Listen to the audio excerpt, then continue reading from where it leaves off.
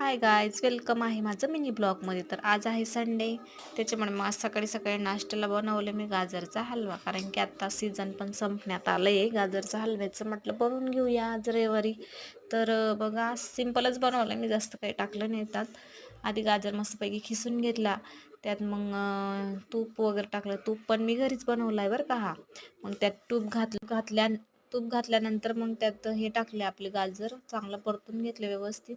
त्यात साखर घातली, इलायची पूड आणि काजू बदाम थोडेसे टाकले, ड्रायफ्रुट्स वगैरे, आणि दूध टाकलं. त्यानंतर त्याला चांगला परतून घेतलं. मग त्याला झाकण लावून दिलं, कारण की त्यात होतच निम्मा संपत आलं, तर त्याच्यामुळे ते पूर्ण व्हिडिओ दाखवतच नाही आलं.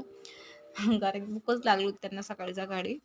तर संडेचे काम म्हटल्यावर बघा, आता शेताचे काम आलेच. तर मेथी मी मागच्या व्हिडिओमध्ये दाखवली होती, ती सुकलेली होती. तर मग आज त्याला चांगलं व्यवस्थित कुटून घेतलं आणि त्याची बी वगैरे काढून घेतली, म्हणजे जेणेकरून आपल्याला पुढच्या वर्षी ते लावायला कामात येतील. बी तयार झालेलं आहे त्याचं. तर बघा, मग इथं इथं लावायची होती कोथिंबीर. मग कोथिंबीरसाठी व्यवस्थित खणून वगैरे घेतलं त्याला.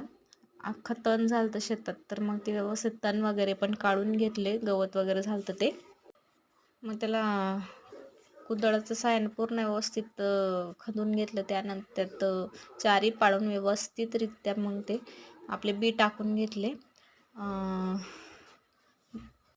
त्याला खंदून मग व्यवस्थित चारी केली. चारी झाल्यानंतर मग ते बी वगैरे टाकून दिले कोथिंबीरचे, आणि त्याच्यावरतून माती टाकली, जेणेकरून मग ते लवकर यावं. असं भुसभुशीत माती केली, कारण की या उन्हाळ्याच्या दिवसात ना लवकर येत नाही बी, ते ना उन्हातच वाढून जातात. तर मग त्यात पाणी वगैरे लावून घेतलं.